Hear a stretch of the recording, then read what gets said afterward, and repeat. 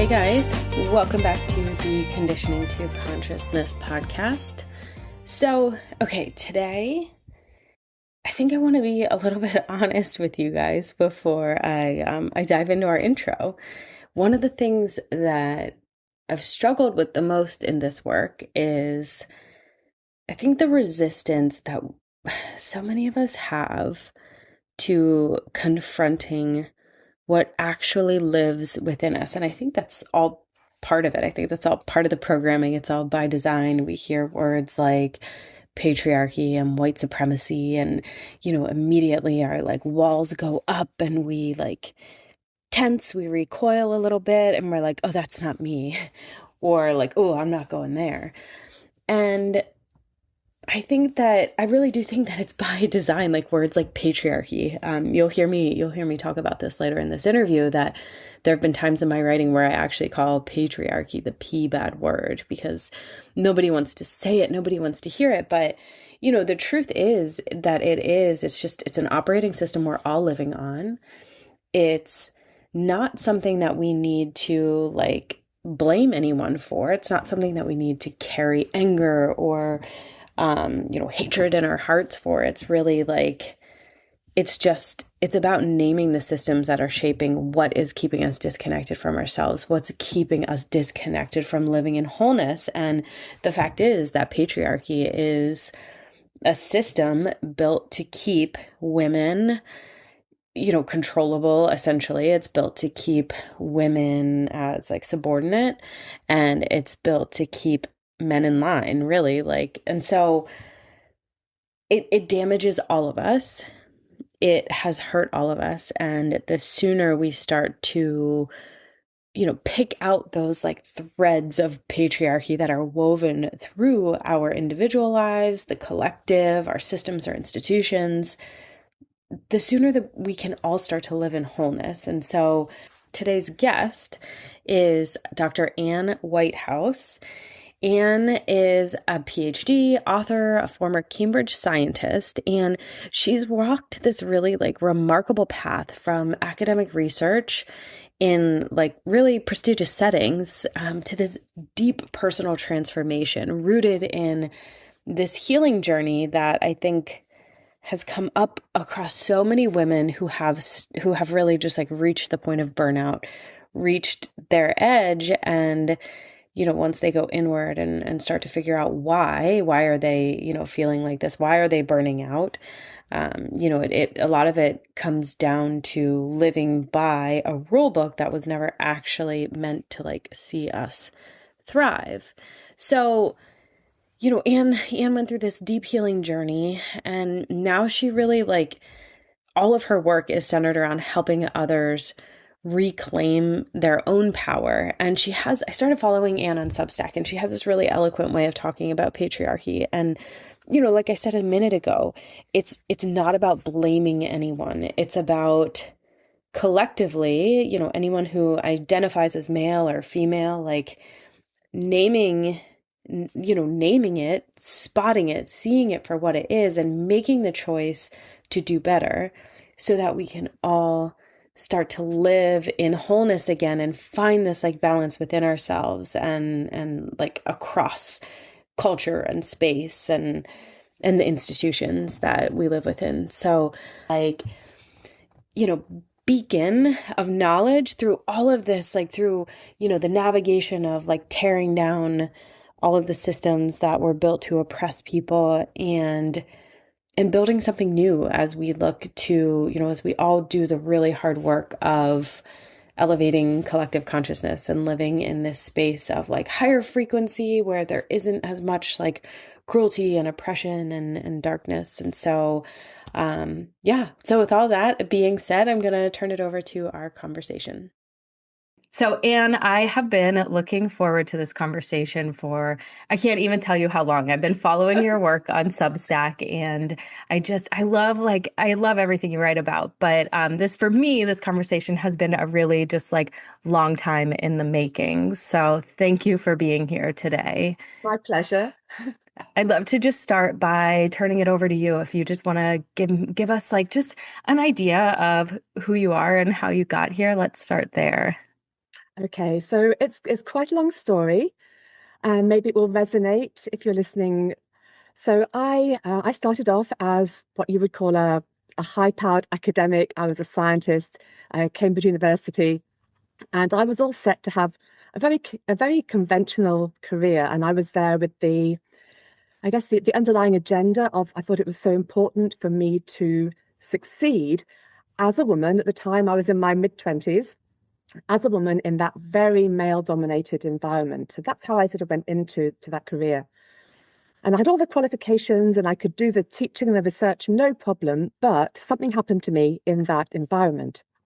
And basically, the moment I walked through that door into that engineering department as a university lecturer, it was as if the rug had been completely pulled out from under me, and I didn't understand why. So my confidence just collapsed. My stress went off the scale. I found that I couldn't speak up when I wanted to. My anxiety got worse and worse, and this just turned into what I describe as a spectacular burnout. I ended up with ME, or we'd call it chronic fatigue syndrome nowadays. And in basically, so in 6 years, I went from really high-powered academic top career track to being a burnt out invalid, and I'd lost my scientific career. And I didn't understand why I'd reacted so in such an extreme way, so kind of viscerally. Yes, it was stressful. Yes, it was quite toxic and misogynistic. All that was there. But why had it made me physically ill? Why had it really destroyed everything? I didn't understand why. So that took me into like a journey into the subconscious. So I went in as a really 3D conventional world kind of woman, right? But I was in that situation. I was only 30 at the time, and I was literally too weak to pick up a pen and write on a birthday card. I was lying on the sofa. I couldn't do anything. And I thought, I'm not prepared for my life to be over. I'm only 30. I'm not prepared for this to be it. And the conventional doctors had said, you've got ME, goodbye and good luck. That's literally what they told me. That's all I got. So at that point, I made a really, it was one of those moments of clarity that you sometimes get. And I just remember thinking to myself, I am not prepared for this to be it. I'm going to find the solution. I don't care what I have to do. I don't care how far out of my comfort zone it is. I don't care, you know, what I have to face. I don't care. I'm going to get myself out of this. And that began to open up doors, energetic doors. And I very soon went into the world of the subconscious mind. And it became very clear that my subconscious had had a completely different view on my career than conscious Anne had. So I soon realized that my subconscious believed what I was doing was completely forbidden, because there I was, top qualifications, PhD, postdoc research fellowship, lectureship. I was in this completely male-dominated environment with authority over men, because nearly all my students were men. And my subconscious was saying, you're breaking the rules, you're going to be put to death for this. And it sounds really extreme. My conscious mind was saying, I'm going to succeed here. I'm going to prove myself as a woman that I can be me, I can be feminine.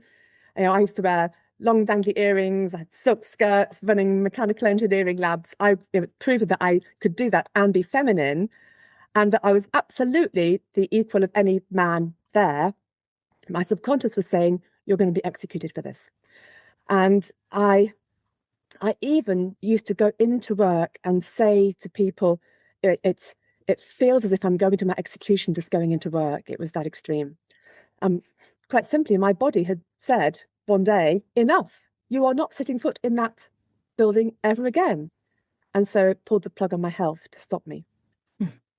So I began to learn everything I could about testing what the subconscious mind believes and learning how to change that programming. Initially working on myself, And then very quickly, I found that I had this empowerment practice.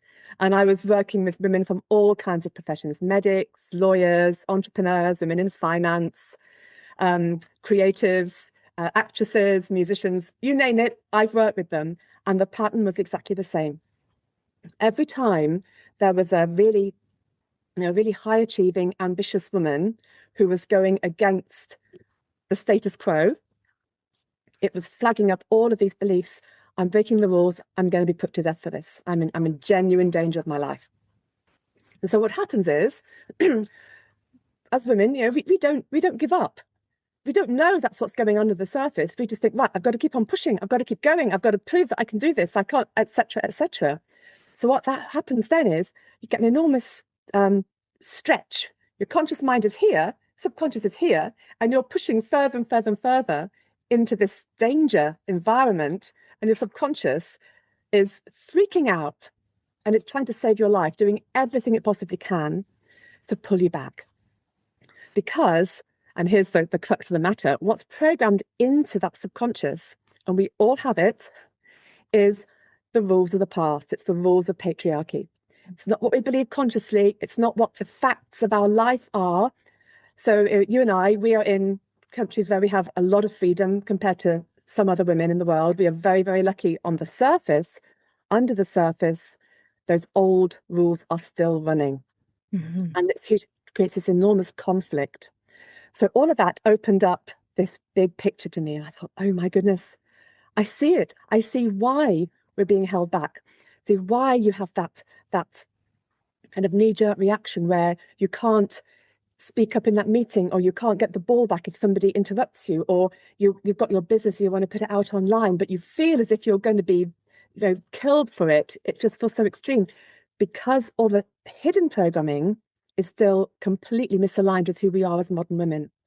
So that then became my new mission. And the scientist, long gone, right? Mm-hmm. So I left that career at the beginning of 2001. And so for the last 24 years, nearly 25 years, my mission has been to not only flag up this hidden operating system, and it is like an operating system in the computer. It's under the surface. You don't see what it's doing, but it's actually running the show, right?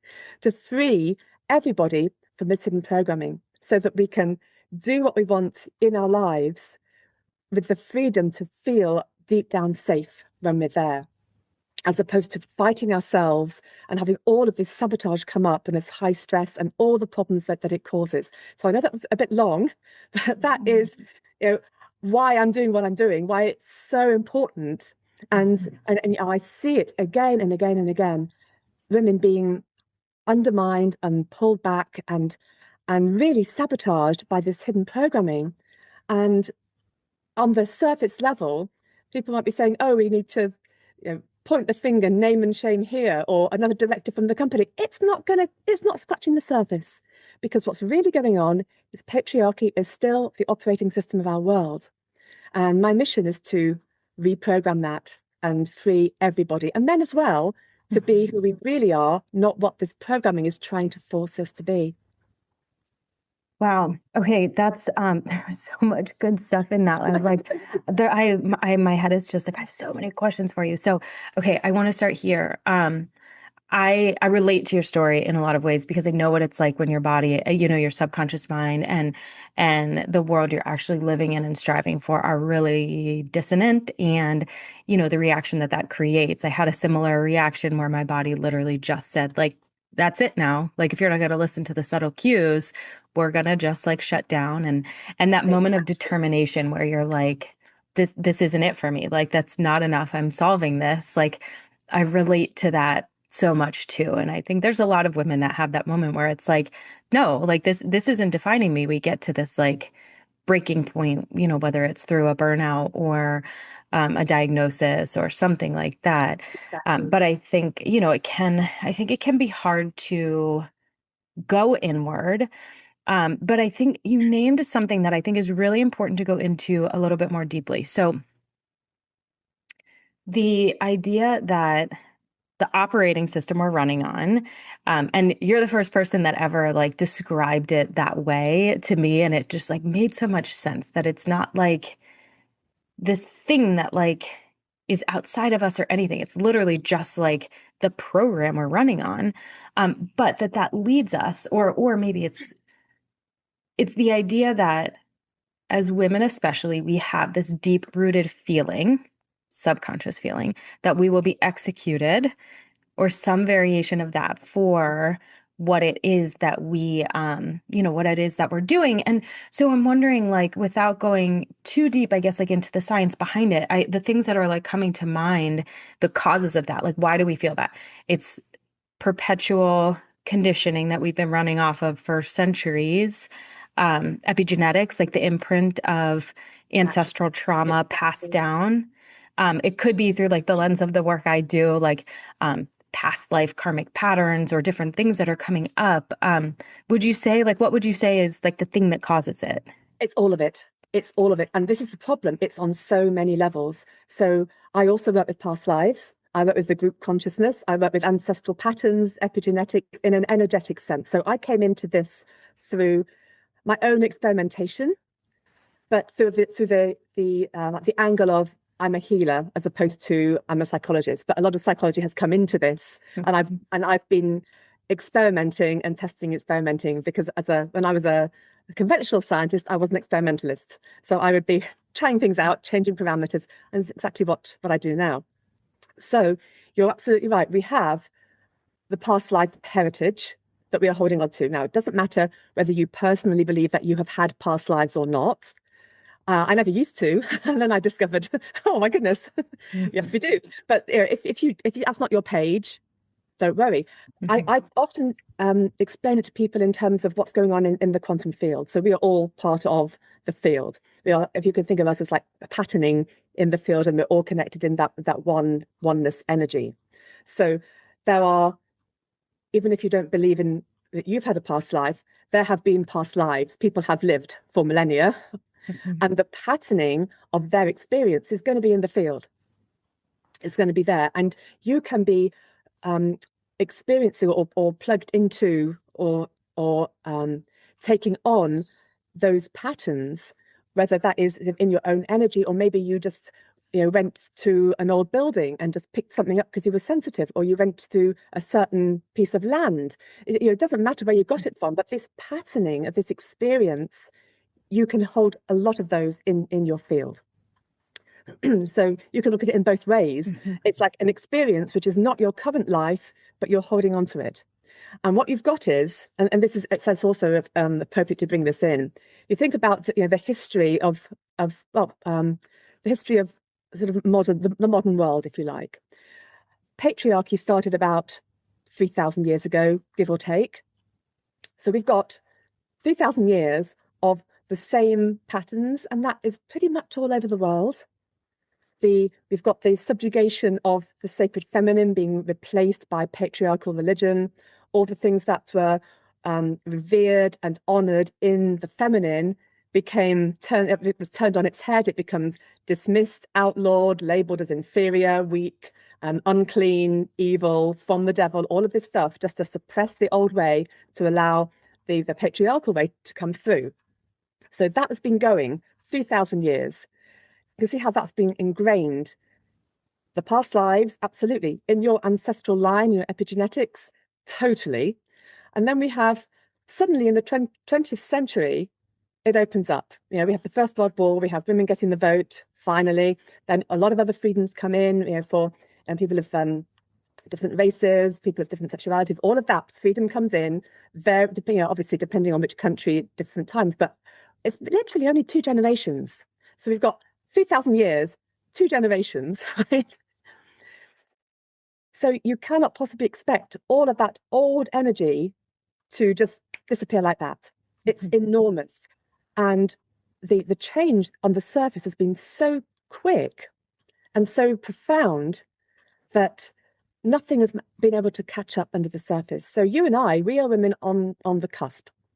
So we were born kind of into the old energies. I think I'm probably older than you, but we were born in the old energies, and we hope that future women will not have to struggle to fight the energies that we have, but we're on that transition. It's our job, if you like, our purpose to help this transition through by our awareness and our actions and all of this energy work that I do and a lot of other women are doing. This is why it's so challenging, right? So all of that is there. Think how big that is compared to just this like 1-2 generations of actual three-dimensional freedom. Then we've got the group consciousness.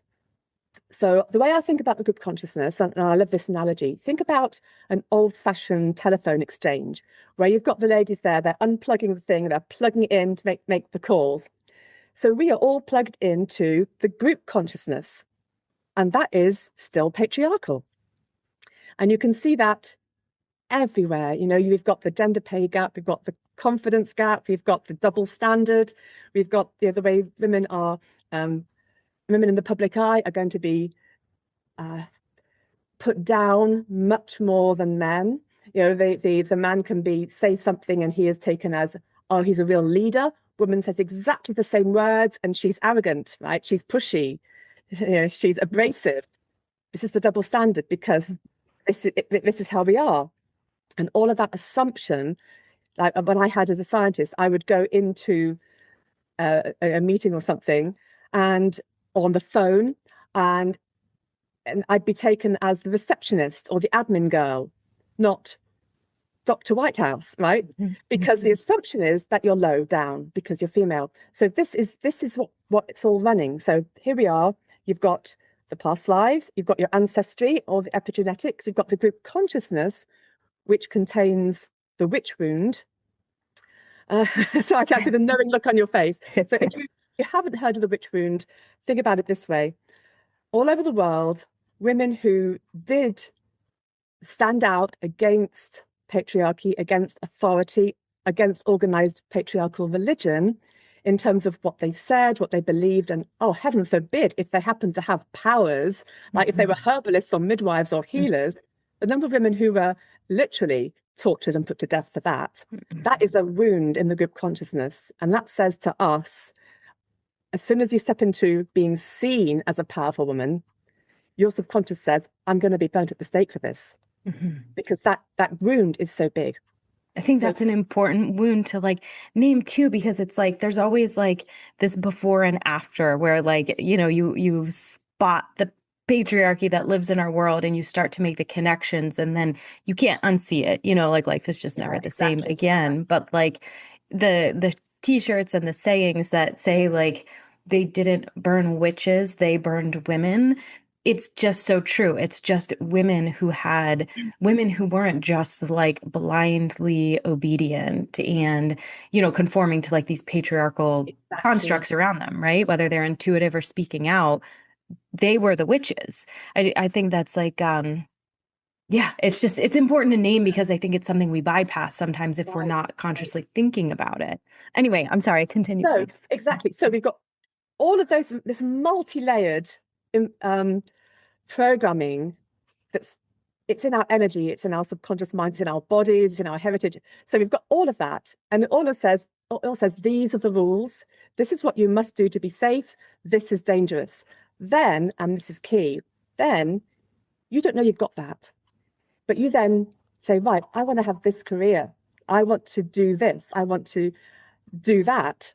And so you step into that place now, and then you begin to get the backlash from the world. So in my book, I've got a chapter that I actually called it the water torture. And it's, you know, when something happens, for example, I answer the phone and someone says, oh, can I speak to Dr. Whitehouse? And I say, oh, speaking. And they're surprised because they thought I was just the secretary. That is it's a little kick. So it happens once and it's mildly annoying. It happens 10,000 times and it just, you know, you're seething, right? Consciously. It's like little slice by slice by slice, just undermining your belief in your right to be there. But that's going on the surface. But what your subconscious is saying is every one of those little slights, when you're dismissed, when you're put down, your subconscious says, oh my God, everything in that programming is true. I shouldn't be here. I am in danger. So these, what are, you know, deeply annoying and wrong, but fairly superficial things that we have to cope with as professional women, they are actually triggering enormous hidden trauma within us, because we are pioneers, because we are, and according to the subconscious world, we are stepping into very new territory. 1 generation, 2 generations, it's nothing compared to the heritage that we are holding. That is why when we are then trying to succeed and fulfill our dreams against all of this, it's no wonder that we end up stressed and anxious and feeling not good enough, because the not good enough, which is, I don't know, have you ever met a woman who didn't feel deep down that she wasn't good enough? We have No. this. No. This is why. This is how your subconscious is trying to keep you safe. Because if it were to say to you, you're going to be put to death for this, and you heard it, you'd say, of course I'm not. But if it says, oh, I've got to stop Anne in this career, you know, I've got to stop Jess in that career, because I believe it's really dangerous. The best way you can possibly do that is to make her feel not good enough, because then she'll doubt herself, she'll pull herself back, and will do the self-sabotage. So you're frustrated with yourself feeling not good enough. Your subconscious is saying the opposite. It's saying, oh my goodness, she is too good. She's broken all the rules. She's passed all the boundaries. She's going to outshine all these men. Her life is in danger. I've got to tell her that she is a failure and absolutely no good, so she stops being so powerful and so brilliant. Yeah. Wow. I think, it all fits together. Yeah, it is. And I think it's like, all of that makes so much sense. And I also think like the ripple effect, the tentacles of it spread so wide. Like the idea that you said, like, have you ever met a woman who doesn't, like, who wonders if she's like good enough, right? I think the flip side of that coin, but it's the same coin, is like the fear or the feeling like, am I too much? You know, it's the same consequence. So it's exactly the same thing, because we feel both at the same time. yeah. So even if like something like you don't feel like you feel I'm good enough, but like that little voice inside your head is like, but do you ever worry, you know, that you're too much in this situation? It's like, it's the same thing. And all of those things do chisel away at our self-trust. And we're already working so hard to like, you know, if we're having like families and businesses and, you know, it's already a lot to manage all the extra stuff that we manage, the emotional labor and just the to-do list that we carry. And then on top of this, like we are constantly having to dig deep to rebuild the self-trust to overcome the, you know, what's being chiseled away. I think a question that I get is like the idea that okay, like, but you made that choice. Like if I make a choice that like leads me in, let me give you a direct, like an example. When I was early in my career, I was in public relations and I had, it was a career I really loved. I was doing work that was really like fulfilling and exciting. And we lived in Washington, D.C. And when we were like, my husband and I wanted to start having kids. He traveled 4 to 5 days a week for his job. And so for me, like, I was just like, okay, so then we moved back to home for me. I'll, you know, get a job that's a little less demanding. Eventually I'll go into like something entrepreneurial because, you know, I'm saying this in quotes, you can, you know, manage your own schedule and life is like easy and flexible. But like, so like I made the choice to put my career on the back burner because I knew that I would be the one, you know, with more of the like the childcare responsibilities. It was never a choice. Like I never sat down with my husband and said, like, let's talk about this. Like, how can we make both of these things work? Like, I was just like, you have a career. It's more important. I'll take the back seat. I made the choice for myself, but that's still like a patriarchal script running within me, right? Yes. Like, it's not that somebody's doing it to me. We're doing it to ourselves too. Right. So what we've got there, and I think it's probably a good thing at this point to flag up a phrase which I really don't like, and that's talking about internalized patriarchy. Okay. Because internalized implies that you have taken it in, but we haven't. We've been born into it. We've come into it.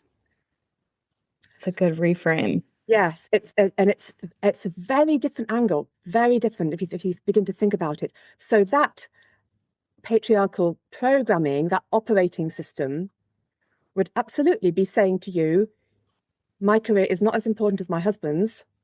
Even if, I mean, obviously I don't know at all, but even if you had the same salary, the same qualifications, the same potential, according to patriarchy, the woman's position is simply to serve, really. Mm-hmm. Serve domestically, serve, produce the babies, so support the husband so he can shine in the world and have all the status and all of that. That's the model.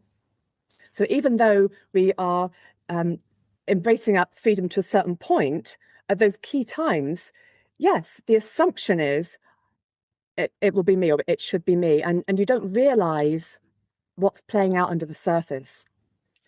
So it's an autopilot. Mm-hmm. And it's also an autopilot for your husband because he's going to be programmed with exactly the same thing. So this dynamic has happened in millions and millions of relationships. Mm-hmm. But it doesn't have to be that way. And when you, I guess the first thing that I would love listeners to take on from our conversation is to have this awareness that the programming, or as I say, or the script, as you say, this is running underneath. It's like the autopilot. And when you understand that that is going on, that awareness is absolutely essential. Because once you see it, it's, oh my goodness, I don't want that. That's not fair. That's not right. Once you see it, that is the first step to literally shining a light into that programming to allow you, your mind, your conscious mind, to begin to update that and free you. Mm-hmm. So Yeah, that's so important. I should say that like in that choice, in that moment, it wasn't there was no like maliciousness on either side or like, because he's just as oblivious to it too, like there's no, but it's not like neither of us had the wherewithal to sit and think like, let's talk about this as two human beings who have lives to live and choices to make and have different needs, So when I'm talking about patriarchy, the first thing I always have to say, I didn't say it, first thing I always have to say is patriarchy is not men. Patriarchy is not men. We are all, the way to think about that we're all playing some computer game on a PlayStation. That's our lives. The disc has gone in and the world is defined by the disc, not by the players. So you're in the game and you've only got the powers that you've been given. You can only go the places you've told you can go. The interaction is all set by the programming. So everybody, if you like, is on autopilot, is a victim of this programming. You can't change the programming while you're playing the game. It's impossible. And that's what the world is doing. It's not until you see it, think, oh my goodness, is this the game I've been playing my whole life? I hate this game. What you've got to do is you've got to change the disc. You've got to change the disc. What are some ways like that you would say that like it starts when we're young, like from youngest ages? Like what are some of the first ways that we're really shaped by this system? Oh my goodness. I mean, it starts incredibly early. So remembering that we don't come in as a blank canvas. We've got the patterns in our genetics already. We've got the past lives already. We are plugging into group consciousness as soon as we get to about the age of 3.5, and conscious thought begins to come in. We are already programmed. Then you have those key years when you are very much in a sort of an alpha theta brainwave state, and you're just absorbing your base programming. And it's kind of up until the age of sort of 6, 7 at the most. You're like a sponge. And here's the big problem that we have. You are absorbing what you observe around you, but you do not have an adult's understanding to interpret what you're seeing. So if you have the situation, which I did at that age, so I had my father went off to work early, came back late, had his dinner, watched television. My mum looked after me and my brother. She saw us off to school. She was a teacher, and she came home and she cooked dinner and she cleaned the house and she did all the laundry as well. So what does your subconscious say? It doesn't say, is it right that men and women are doing different things? It says, this is the world. The program goes in. It's, I observe, and this is how it is.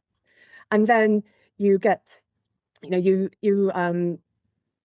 go to school, and girls are, alas, rewarded for being likable. That's a big thing. And doesn't she look pretty? Is that a pretty dress you're wearing? Whereas boys are, it's far more encouraged to be individual. There was like the books that I was taught to read at school is a kind of a joke. It was Peter and Jane having their little stories, and in the first, taking from kind of 0 reading stage to 12, level 12, whatever that means. Apparently, every single suggestion of let's do something was made by Peter, and Jane only makes one suggestion in the whole reading scheme, and that was, let's help mummy do the washing up. And so Wow. that was the programming. Okay, this was the 1970s. They have changed it since then, right? But imagine every little girl who read that reading scheme, what does it say to her? I have to help mummy be domesticated, and my brother and my male friends, they can go off and do all these exciting things. I've got to be a good girl and keep my dress clean. So, and then, of course, you're going to get all of the sexist put downs when you're older. You're going to be judged for how you look. You're going to be, as I was as a scientist, you're going to have insults and so-called banter, very negative stuff. I had that as a lot of that as an undergraduate, for men who were my friends, but the sexist jokes I got for me being there as a scientist, awful. And every single one of these is going to layer upon layer upon layer in your energy, in your mind, in your feelings. And it all says, this is what I'm expected to be like. I better fit in. And every time you go out of that, you get the backlash, you get the punishment, you get the censoring from something. So it's a catch-22 situation. That's what all women are dealing with. Yeah, even like the other week I was getting like takeout with my kids. We were like walking down a block in a small city near us, and there were these 2 men sitting, and the one like kind of like yelled down the way to me, like smile, like smile, sweetheart, or something. Like, it's like an That one, expectation. yeah. Yeah, like that I should be like performative, like that I need to look pretty, and it's my job to like, if it's making him uncomfortable that I'm not smiling, I need to smile and I just like scowled at him, and he got mad, and he like yelled something very like obscene down the street at me. And my kids, like, we had long conversations after that. They are one's almost 11 and one's 12. And I was like flustered at first, like that they would do that while I had my kids with me. And then I was just really grateful to have the opportunity to talk that through with my kids and be like, it is not my obligation to like be attractive for them or to like make them feel less uncomfortable if I'm not smiling. Like, I don't need to perform anything for anyone else. And but it's just like it just runs so deep in the interactions as women that we're just like programmed to expect. So, okay, so we see how patriarchy follows us through our lives, the damage that it can cause. I want to go back to the idea that patriarchy is not about men, right? It's about interrupting the cycles, rewriting the systems. How would you say patriarchy impacts men? Okay, brilliant. So, with women, patriarchy is limitation. We're put in a box and told this is how you must be, and you must not stretch outside the box. With men, it is almost the other way around. So men are told you have to be like this. You have to stretch yourself into this real man, in inverted commas. And so the rules of patriarchy, looking at like this actual programming, in patriarchy, a man is only valued by like his status, his income, his physical or sexual prowess as an alpha male kind of thing, how far up he has climbed up the greasy pole of status, all of this stuff. And of course, this kind of leads back to what I was saying earlier about the suppression of the sacred feminine. So I'm about to launch into another subject on power, but I'll bring it in a little bit. So we need to have balanced male and female energy, as in the yang, the yin, to make harmony, to make things harmonious and healthy. Everything has to have that balance.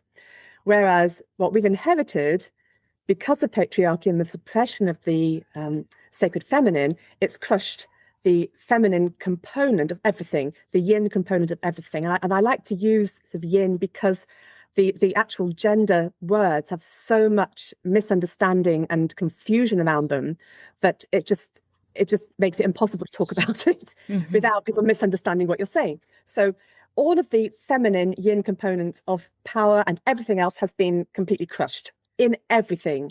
So for women, it crushed us because we are the ones in the female labeled bodies. But for men, it basically has said anything which is a feminine energy, a yin component, that is forbidden for you. So that means all of the softer qualities. That means the intuition. That means being in touch with your compassion and your heart. All the things that make you, an emotionally healthy, balanced human being. That is completely forbidden to men. So that is why men are conditioned not to go there. Men don't cry, all of that. That is why it can be so difficult for men to express how they feel. And that crushing of the feminine side of themselves, and I believe that is very much responsible for the mental health crisis that men have. The fact that because the patriarchy says your value is measured outside of yourself, how do you rank with other men? How much are you outshining other women around you? Because of that, then that makes their self-esteem very susceptible to, you walk in, if the next person comes in the room, you measure it again. There's no intrinsic, this is my value as a man, as a human being. So all of that side is exactly, so all of that is completely crushed. So then you have the problem that men are programmed that way without knowing it. And, as I said, patriarchy is not men. I believe that the majority of men are decent, responsible, conscientious, caring human beings who want to do the best that they can and want to be enlightened, but they probably don't know how because they're so stuck in A, this is the programming and they don't know it, and B, the programming forbids them from talking about it, from doing the work, the therapy, the coaching, or the healing work that women do quite naturally. That anything that's labeled as, oh, that's a feminine thing, can't do that because somehow I'm not manly if I'm doing that. I've lost my value. So it's that for them, that's a catch-22 as well. So they're stuck in this, having to force themselves into something that doesn't fit. So if you then take a man who is particularly artistic or particularly emotional or creative, or maybe a man who is homosexual, those are going to go absolutely against that male patriarchal programming. So that is going to say to him, subtly, without him realizing it, you're not good enough. You're not ticking the right boxes. So that's going to have a profound effect on that man's well-being.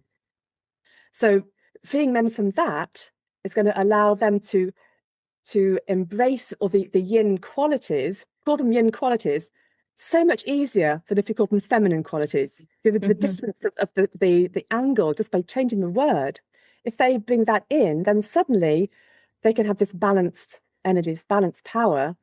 And this goes, oh, thank goodness for that. And that then opens up the freedom for them to be who they are as individuals, just like us being released from those limitations. That allows us to be who we want to be, who's right for our personality and character. So it's only at that point where we can all discover who we are, right? Because at the moment we're all in these cages. We're all fighting against it.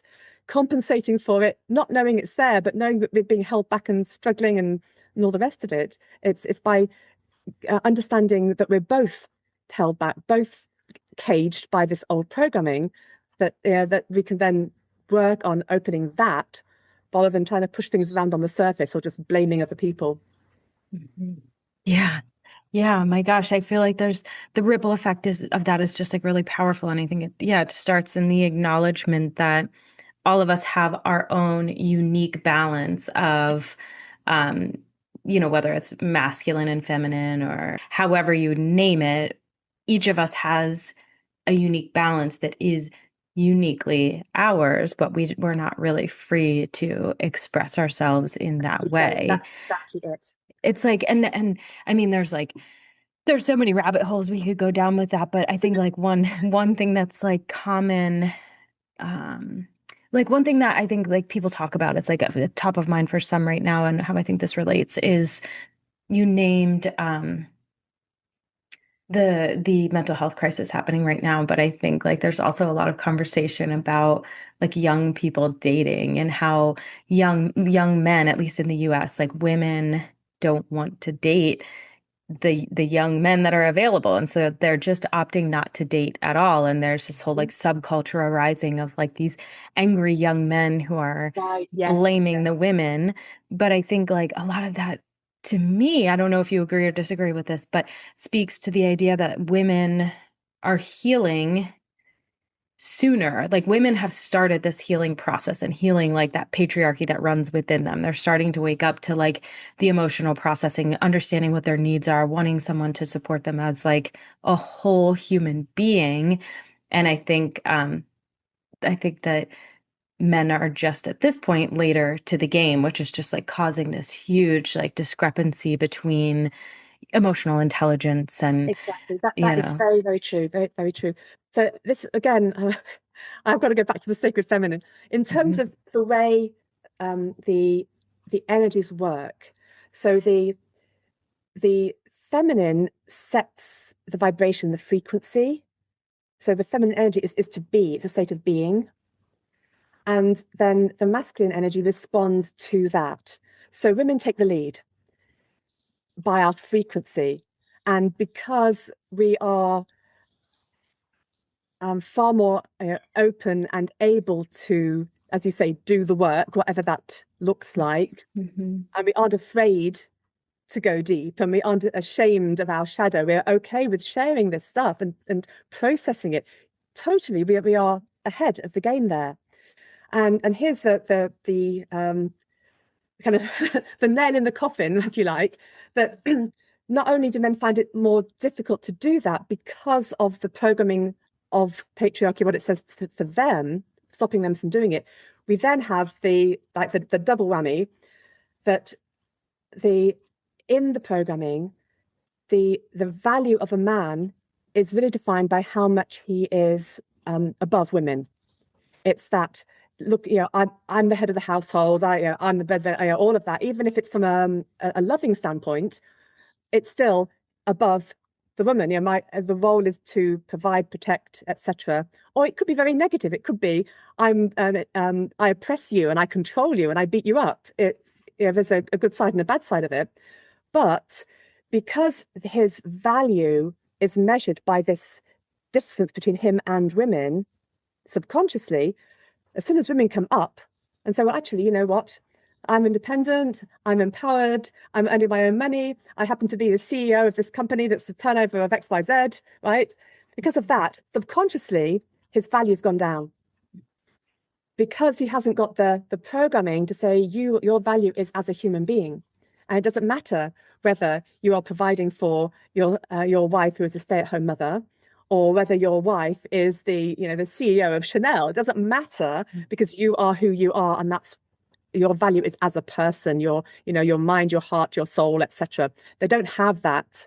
That their heritage is that they lack that key programming that gives them value for being just a human being, and all the magnificence that is.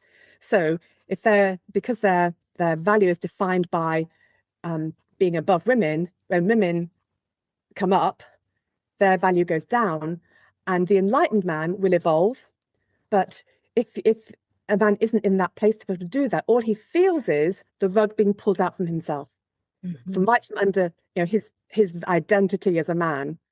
So when he has that happen, he is not in his power. So all he can do is lash out to try and make himself feel powerful, make himself feel safe again, reestablish the status quo that said, I'm above women, I'm better because I'm male. Maybe he's not consciously on that page, but his subconscious will be, because that's the heritage. So you don't blame men for having that programming. They're not to blame any more than we are. It's what they do with it. So the phenomenon that you cite, yes, we have that in the UK as well. And it's been flagged up more and more in recent years. And it's this backlash because women have come so far and because men's programming is saying very negative things to them about who they are and how their value is measured. That's what's causing this problem. Wow. Yeah. I think the ripple effect just stretches far and wide, but it's heartening to just hear like more people are, naming the systems and less afraid of, I've called it in some of my writing the P bad word, because the word patriarchy is so like triggering for so many people. It's like, Absolutely. I couldn't understand this because everything that I write is about we are creating a new world in partnership with enlightened men. We need to draw a line over the past and start again and reprogram. Nobody alive is responsible for what we have inherited. And I put this out, and the next thing I get all this political stuff coming at me. I think, no, just read it. That's not what I'm talking about. right. Yeah, it's not politics. And they make all these assumptions. It's not that at all. It's not that at all. Right. Patriarchy simply this imbalance in the deep programming of the male versus the female, the yang versus the yin, and the legacy that has created for us all. If we were to say, if women were to say, we need to get revenge or justice for all the oppression and violence and control that's been done to women over the whole world for the whole of recent history, right? We would be here from now to the end of the universe. We have to be enlightened. We have to say, okay, that was ghastly, but now we have the awareness to do something better. And we don't do it without men. We do it with men because we need them. They need us. We have to have this balance of polarities in our world. This is the way that it works. We need to be enlightened and open our minds to say, okay, let's build something new. And this is what we need to do. Let's just let go of all that heritage. It's the only way. Yeah, man, that's so true. I don't think I showed you. I have my this is a t-shirt and it says pizza is better than patriarchy. And a friend of mine gave it to me like over a decade ago. And I don't wear it often, but I had to wear it for our conversation today. So yeah. So, okay, how can listeners find you? Where are the best places to find you? How can they like engage with you and your work? Oh, lovely. So my website is drannewhitehouse.com. And you can find me on Substack. So I am Dr. Anne Whitehouse on there. My publication is called Uncaged. So and it's appropriate, how we can literally alchemize the heritage to not only free ourselves but to create something wonderful. And that's in our own lives and also in wider society and the world. I love that. So, okay, I will include all of the show notes in the in the episode notes. I'll include all your links and everything else that you want to share. I'm just so grateful for this conversation and just just how you're able to talk about a word that is so loaded and so triggering for so many people, but to just make it so real and just like relatable for so many people. The more people, like we said, the more people that just start to like see the operating system that they're living on and start to just say like, nope, this is not for me anymore. I think like that's the path that we take that gets us to building the new, as you talk about. That's exactly it. Think about it like a snowball. So you start off with a tiny little bit of snow. That's the new consciousness.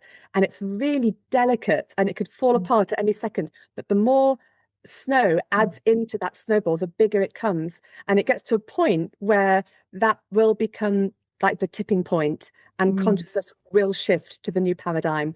I hope it's in my lifetime. Yeah. But every person who has that awareness and puts their efforts into this new, genuinely healthy, balanced power for everyone, they are contributing to this shift in consciousness. And there's nothing more important for the future of the world, future generations.